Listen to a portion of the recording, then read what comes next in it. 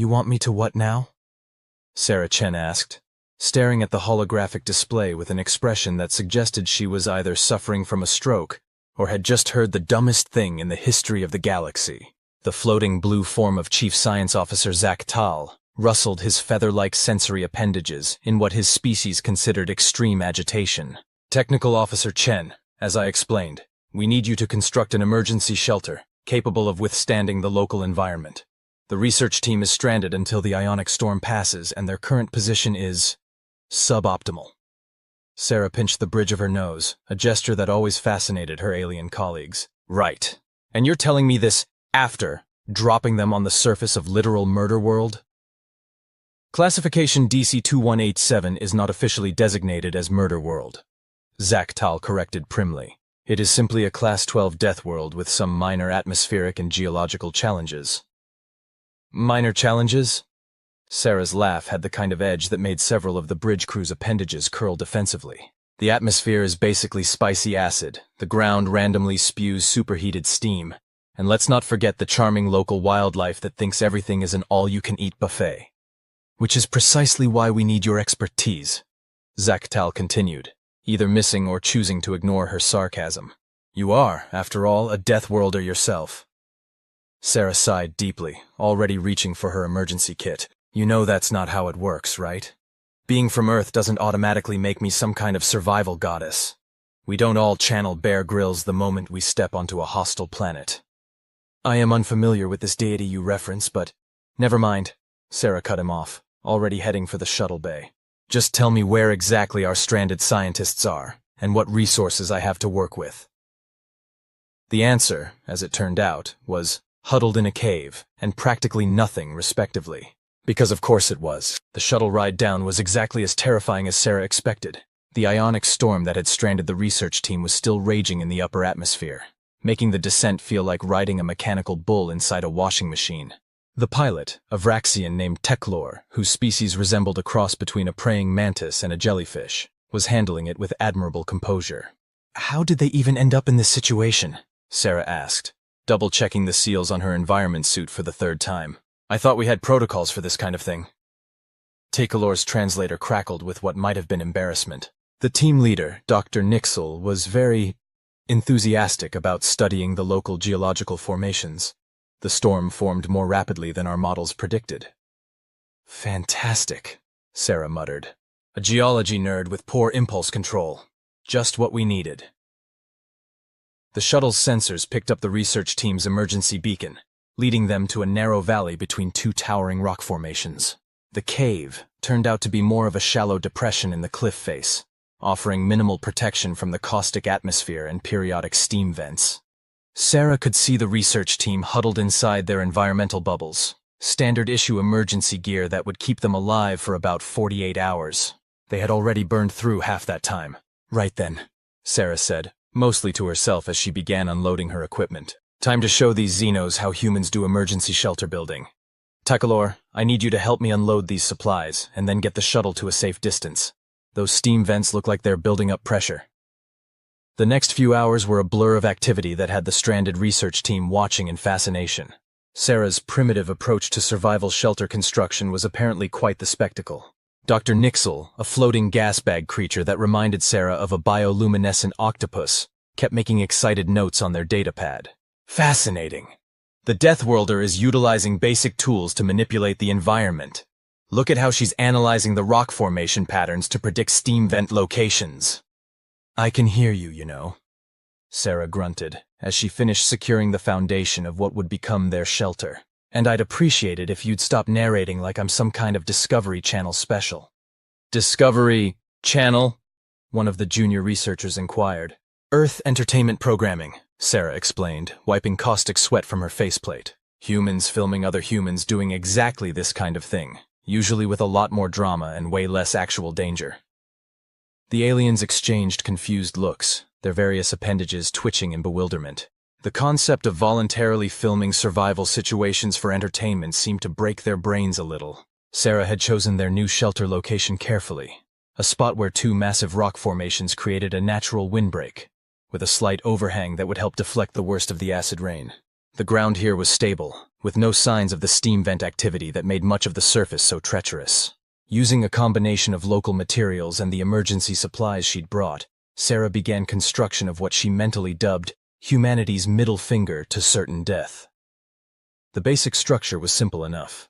A reinforced frame anchored deep into the bedrock, with multiple layers of protective shielding. Remarkable, Dr. Nixel continued their running commentary. Notice how she's incorporating the natural features of the environment into the design. Such resourcefulness. It's called working with what you've got, Sarah replied, now laying down the first layer of acid-resistant sheeting. Also, instead of taking notes, you could help by holding this end down before the wind turns it into a very expensive kite. The research team, despite their obvious fascination with her primitive methods, proved to be surprisingly helpful once they got over their initial shock. Even their various non-humanoid anatomies found ways to assist with the construction.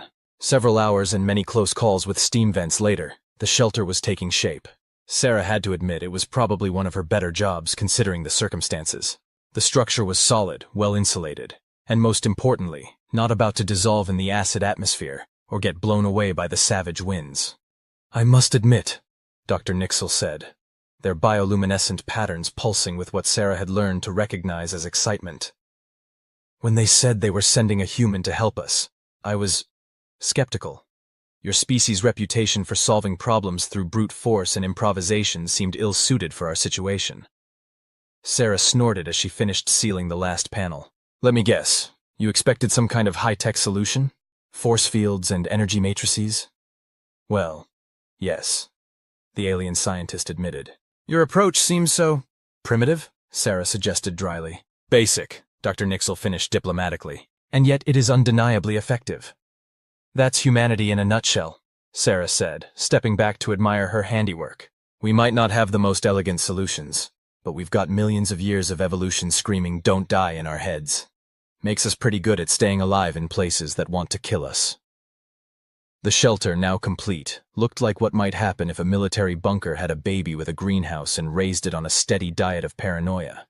Multiple layers of protective materials created a tough outer shell, while the interior was surprisingly spacious and well-organized. Sarah had even managed to rig up a basic air filtration system using some of the research team's equipment combined with emergency supplies. The ionic storm should pass within the next 36 hours, Dr. Nixel said, their tentacles wrapping around a sensor array. This shelter will more than suffice until then. Good, Sarah replied, finally allowing herself to relax slightly. Because I don't fancy building another one. By the way, what was so important about these geological formations that you just had to study them during storm season? Dr. Nixel's bioluminescence flickered in what might have been embarrassment. We discovered traces of what appears to be artificial construction within the rock layers. Something that predates any known civilization in this sector. Sarah blinked. You're telling me there are ancient alien ruins here? On Murder World? Classification DC 22187, Dr. Nixel corrected automatically. And yes, though ruins might be an overstatement. The evidence suggests this planet was once different, less hostile. Something changed it, deliberately and dramatically, approximately 50,000 years ago. Sarah looked out through the shelter's reinforced viewport at the hellish landscape beyond. Someone turned this place into a death world on purpose? Why would anyone do that? That, Dr. Nixel said, their lights pulsing with scientific excitement, is exactly what we're trying to find out. The next day and a half passed in a blur of scientific discussion and increasingly wild theories about the planet's mysterious past. Sarah found herself drawn into the researchers' enthusiasm, despite her initial annoyance at having to rescue them. There was something compelling about the idea of an ancient civilization capable of transforming entire worlds. The research team turned out to be surprisingly good company once they stopped treating her like a specimen to be studied. They shared stories of their own worlds, their different perspectives on the universe, and their theories about what might have happened to DC 2187's mysterious former inhabitants. Even the periodic tests of their shelter's integrity by the planet's hostile environment became opportunities for scientific observation. Sarah had to admit, watching steam vents erupt through her carefully constructed viewing ports was pretty impressive, especially when she wasn't actively trying to avoid being cooked alive by them. When the ionic storm finally passed and the rescue shuttle arrived, Sarah was almost disappointed to leave. Almost. Technical Officer Chen, Dr. Nixel called as she was preparing to board the shuttle. We would very much appreciate your continued assistance with our research. Sarah turned, raising an eyebrow behind her faceplate. You want me to stick around? I thought you had all the high-tech equipment you needed. The alien scientist's bioluminescence flickered in what she now recognized as amusement. We have discovered that sometimes, as you humans say, basic approaches have their advantages. Besides, someone needs to build our permanent research station. Sarah looked at the shelter she'd constructed, then at the hellish landscape around them, and finally at the eager alien researchers. A grin spread across her face. Well, she said, I suppose someone has to keep you lot from getting yourselves killed while you chase your ancient mysteries. But we're going to need a bigger shelter, and better tools, and maybe some big guns, just in case whatever changed this place into Murder World decides to come back for a visit. Classification DC 22187.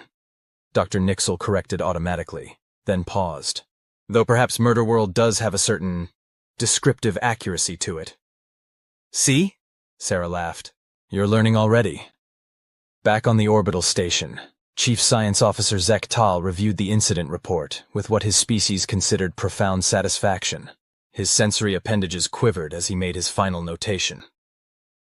While Technical Officer Chen's methods may seem unorthodox by galactic standard protocols, her success rate cannot be disputed. Recommendation: expand the human approach to crisis response training program. Note: perhaps there is something to be said for their primitive solutions after all. He paused, then added one final line. Additional note: suggest updating classification DC 2187's unofficial designation in the database to include the human term Murder World for accuracy in field communications. Somewhere on the planet below, a steam vent erupted near the newly constructed shelter, its caustic spray harmlessly deflected by Sarah's primitive engineering. Inside, a team of alien scientists continued their work, protected by nothing more complicated than clever design and sturdy materials. Proof that sometimes the old ways were the best ways. And if anyone noticed that the shelter's external cameras occasionally caught glimpses of strange lights in the distance, or that the planet's geological activity seemed to follow patterns just a bit too regular to be natural, well, that was a mystery for another day. After all, as Sarah liked to say, you couldn't solve all of Murder World's mysteries in one day. Sometimes you had to take things one steam vent at a time. That's the third anomaly this week, Sarah said, frowning at the sensor readings. Either our equipment is malfunctioning, or something out there is generating energy signatures that definitely shouldn't exist on a planet this hostile. Dr. Nixel's tentacles writhed in what Sarah had learned to interpret as scientific excitement. The pattern recognition algorithms confirm it. These energy spikes correlate perfectly with the geological formations we've been studying. 3 months had passed since the emergency shelter incident, as the station's official records labeled it. In that time, Sarah had overseen the construction of a permanent research base that she'd nicknamed Fort Improbable. The facility was a testament to human engineering principles meeting alien technology, robust enough to withstand Murder World's attempts to kill them all, yet sophisticated enough to support the research team's delicate equipment. You know what this means, don't you? Sarah asked, zooming in on the latest sensor data. Those aren't natural formations we've been studying. They're ruins. Actually, scratch that. They're still active. The alien scientist's bioluminescence pulsed rapidly. Active? After 50,000 years? That's impossible by any known technological standard. Apparently nobody told them that, Sarah replied dryly. Look at these energy signatures. They're following a cycle, and it's speeding up. Before Dr. Nixel could respond, the base's warning system activated. Red lights began pulsing throughout the facility as the AI's calm voice announced, Warning! Anomalous geological activity detected. All personnel proceed to designated safety zones. Oh, that's not good, Sarah muttered, already moving to the main control console. That's really not good at all. The sensor array was lighting up like a Christmas tree. Steam vents that had maintained predictable patterns for months were suddenly going haywire. The caustic atmosphere outside seemed to be getting even more aggressive, if that was possible. Dr. Nixel, Sarah called out as she worked to reinforce the base's shields. Remember how I said we might need those big guns just in case? I'm starting to think that wasn't just paranoia talking. The alien scientist had moved to another console, their tentacles flying over the controls. The energy signatures are cascading. It's as if the planet itself is waking up. Yeah, well, I vote we don't stick around to say good morning, Sarah replied. She hit the base-wide comm system. All personnel, This is Technical Officer Chen. We're initiating emergency evacuation procedures. This is not a drill. I repeat, this is not a drill. But even as she gave the order, Sarah knew it wouldn't be that simple. The same ionic interference that had stranded the research team during their first expedition was back, and this time, it was orders of magnitude stronger. Orbital communications are being blocked, one of the junior researchers reported, their crystalline form vibrating with anxiety. We can't reach the station! Of course we can't, Sarah sighed, because that would be too easy. She turned to Dr. Nixel. Remember how you said something changed this planet 50,000 years ago? I think we're about to find out what, or who, did it. The ground beneath the base began to tremble. Through the reinforced windows, Sarah could see strange lights beginning to pulse beneath the planet's surface, visible through the network of steam vents and fissures they'd been studying. Well, she said, reaching for her emergency kit. I don't know about you lot, but I'm not about to let 50,000 years of dramatic buildup end with us hiding in our bunker. Dr. Nixel, grab your scanning equipment. We're going to go say hello to whatever's waking up. The alien scientist's bioluminescence flickered rapidly. You want to go outside? Now? Technically no, Sarah admitted. What I want is to be safely back on the station drinking whatever passes for coffee in the mess hall. But since that's not an option, we might as well satisfy our scientific curiosity before whatever's happening either kills us or makes for one hell of a research paper. The research team exchanged looks of mixed terror and excitement. Sarah had learned that despite their cautious nature, most xenoscientists had a streak of curiosity that bordered on suicidal. It was probably why they got along with humans so well. Besides, she added, checking the seals on her environment suit, I didn't spend 3 months building this place just to watch it get destroyed by some ancient planetary defense system or whatever this turns out to be. If something's going to try to kill us, I'd like to at least know why. 20 minutes later, a small team consisting of Sarah, Dr. Nixel, and 2 other researchers was making their way across the hazardous landscape toward the strongest energy signature. The ground continued to shake intermittently, and the steam vents were behaving even more erratically than usual. These readings are impossible, one of the researchers, a quantum phase being named YX, declared. Their crystalline form sparkled with agitation. The energy output we're detecting would be enough to power a small star. And yet here we are, Sarah replied, carefully picking her way around a particularly active steam vent, walking toward it like the protagonists in every bad horror movie ever made. Horror movie? Dr. Nixel inquired. Human entertainment where people make terrible decisions and then die horribly, Sarah explained. Usually after splitting up or investigating strange noises. Ah, the alien scientist's tentacles curled thoughtfully. Like our educational simulations about proper safety protocols? Sure, Sarah agreed, trying not to laugh. Let's go with that. They were approaching what appeared to be a large rock formation, one they'd studied extensively over the past months. Except now it was glowing with an inner light that pulsed in time with the ground tremors. Well, Sarah said, staring at the increasingly obvious artificial structure. I guess this answers the question about whether we were dealing with natural formations. The rock was transforming before their eyes. Sections were shifting, revealing metallic surfaces underneath the geological camouflage. Lines of light traced patterns that were definitely not natural, forming complex geometric designs that hurt Sarah's eyes if she looked at them too long. It appears to be some kind of control center, Dr. Nixel observed, their scientific enthusiasm apparently overwhelming their sense of self-preservation. The energy patterns suggest... Whatever the energy patterns suggested was cut off by a sudden, deafening hum that seemed to come from everywhere at once. The ground stopped shaking, and for a moment, everything went completely still. Then a voice spoke, not in any language Sarah recognized, but somehow she could understand it anyway. From the way the others reacted, they could too. Quarantine Protocol Alpha 7 status, active. Time elapsed, 50,000 standard cycles. Containment, stable. Detected presence of Category 7 technological civilization. Initiating first contact protocols. Oh, Sarah said weakly. It's an automated system. Because of course it is. She turned to Dr. Nixel. Any chance your species has protocols for first contact with ancient planetary defense systems? The alien scientist's bioluminescence had taken on a pattern Sarah had never seen before. This is unprecedented. The system must have transformed the planet into a death world as part of some kind of quarantine measure. Correct, the voice confirmed. This facility was established to contain an outbreak of universe-threatening proportions. The hostile environment was necessary to prevent contamination. Sarah raised her hand, feeling slightly ridiculous about using classroom etiquette with an ancient AI. Quick question. Is this outbreak still a threat? Because if it is, we should probably leave, like right now. There was a pause, during which Sarah could have sworn she heard something like ancient machinery thinking. Negative. Containment was successful. Threat has been neutralized. Maintaining quarantine protocols was deemed prudent until sufficient technological advancement was detected to ensure safe disclosure. And our little research base qualified as sufficient technological advancement?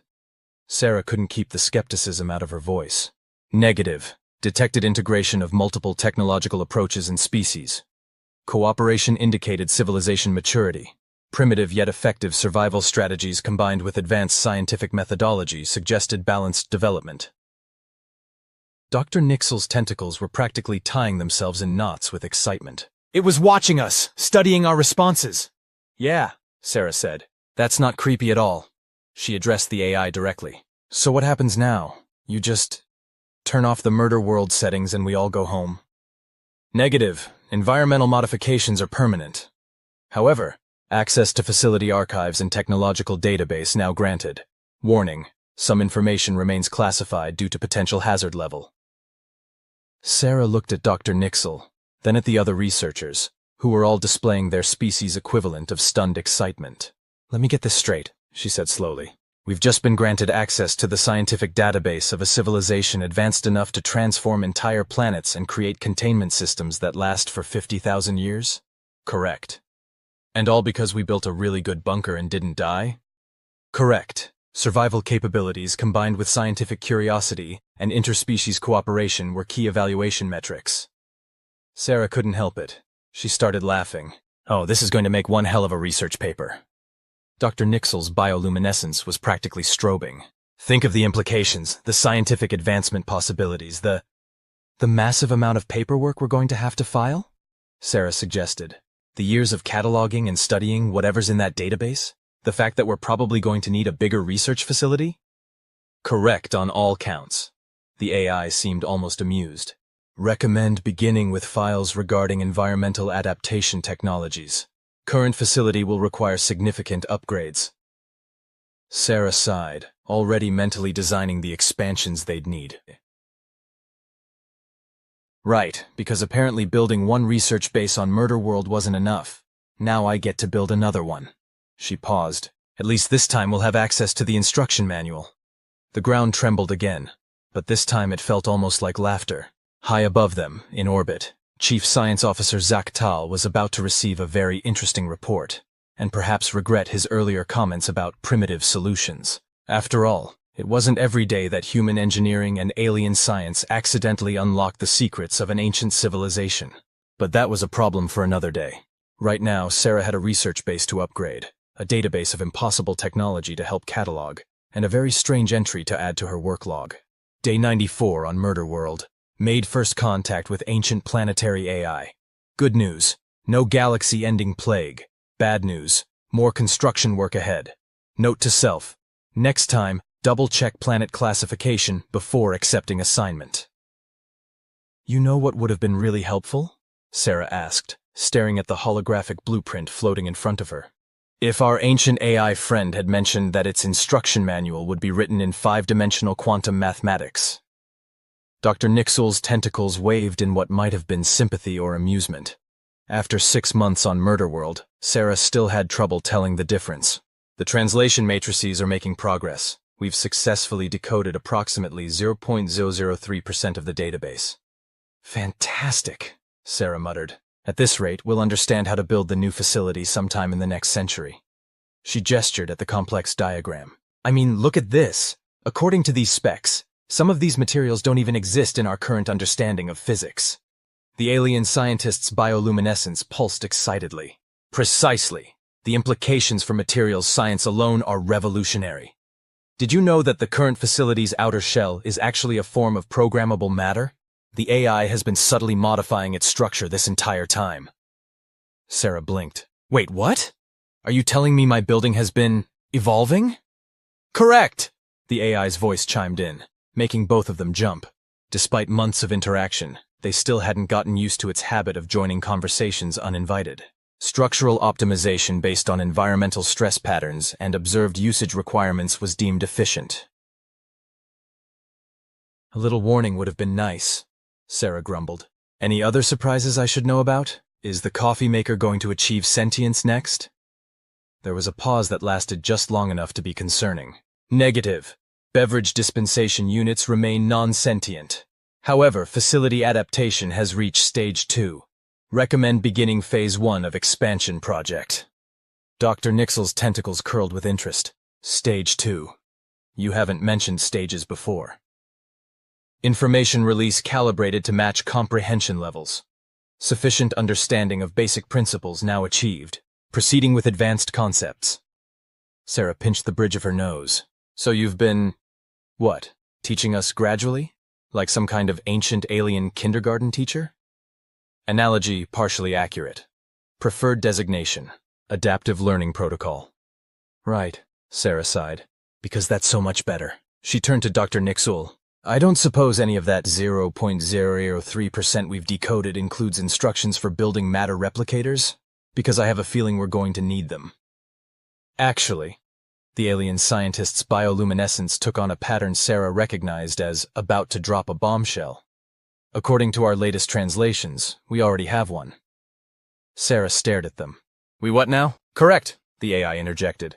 Basic matter manipulation unit installed during last maintenance cycle. Awaiting activation command. Last maintenance. Sarah's eyes widened. The power fluctuation last week? When the lights flickered and everyone thought it was just another steam vent disruption? Correct. And you didn't mention this because... Query. Would immediate disclosure of advanced technology installation have improved operational efficiency? Sarah opened her mouth to say yes, then closed it as she actually thought about it. Given how the research team tended to react to new discoveries, knowing about a matter replicator would have completely derailed their ongoing work. Fine, she conceded. Point taken. So where is this matter manipulation unit? The wall beside them suddenly shimmered, revealing a device that definitely hadn't been there a moment ago. It looked deceptively simple, just a sleek metallic cube about a meter on each side. Oh, great, Sarah said. More quantum camouflage. Any other rooms or devices I should know about? Secret passages? Underground bunkers? A hidden swimming pool, maybe? Information restricted until appropriate comprehension level achieved. That's a yes, isn't it? Correct. Dr. Nixel had already moved to the device, their scanning equipment hovering around it excitedly. The principles behind this are... extraordinary. It's not just manipulating matter. It's rewriting local physics to... Nope, Sarah interrupted. No quantum physics lectures before coffee. First, we figure out how to use this thing to build our facility expansion. Then you can explain how it breaks the universe. The next few weeks were a crash course in advanced alien engineering that had Sarah questioning everything she thought she knew about physics, construction, and the nature of reality itself. The matter manipulator, once they figured out how to use it, which involved a lot of trial and error and one memorable incident where they accidentally created a small temporary black hole, proved to be both incredibly useful and utterly terrifying. The good news, Sarah announced during one of their daily briefings, is that we can now create materials that shouldn't exist. The bad news is that sometimes they don't want to exist either. The research team had grown significantly since their first contact with the AI. Scientists from across the galaxy had been clamoring to join the project, though the selection process was rigorous. As it turned out, not everyone was suited to working on a murder world with an ancient AI that treated advanced technology like teaching aids. Previous attempt at quantum crystalline support structures resulted in temporary phase shift into parallel dimension. One of the new researchers, a hive mind colony of microscopic organisms that called itself Unity, reported. Fascinating experience, but recommend avoiding in future. Yeah, let's keep the dimensional breaches to a minimum, Sarah agreed. The paperwork for those is a nightmare. The facility expansion was taking shape, though not in any way Sarah had originally envisioned. The new sections seemed to grow organically from the original structure, adapting and evolving as they were built. The AI continued to release information in carefully measured doses, each new revelation leading to both breakthrough discoveries and interesting problems to solve. Query. Have humans always approached problem solving with this combination of reckless experimentation and excessive caution? The AI asked one day. after watching Sarah test a new building material by both running every possible safety scan and then poking it with a stick. Pretty much, Sarah replied, satisfied that the material was both stable and stick-resistant. We like to call it the scientific method. Everyone else calls it controlled chaos. Fascinating. Database update. Human problem-solving methodologies. Merit further study. Are you studying us while we study you? Correct. That's not creepy at all, Sarah muttered, then raised her voice. Any chance your study could include tips on how to stabilize these quantum building materials? Because the last batch kept trying to achieve consciousness. Sentient building materials are suboptimal for current project requirements.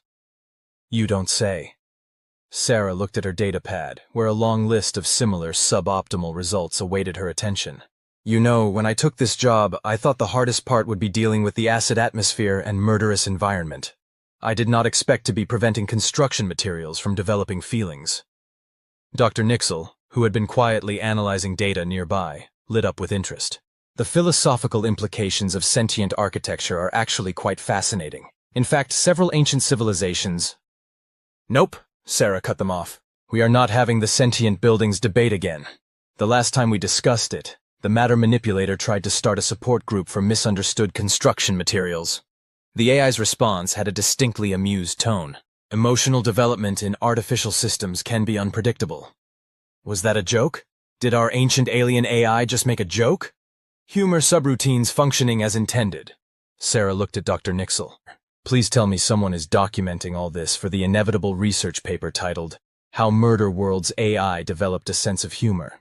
Actually, the alien scientist's tentacles curled in what Sarah now recognized as their about-to-drop-another bombshell pose. We've made some interesting discoveries about the AI's development patterns. It appears to be adapting its personality based on our interactions. Correct. Social integration protocols designed to facilitate optimal communication and cooperation. So, Sarah said slowly, you're saying it's not just teaching us? It's learning from us too? Correct. Mutual development provides superior results. Query: is this concerning? Sarah thought about it for a moment. You know what? Not really.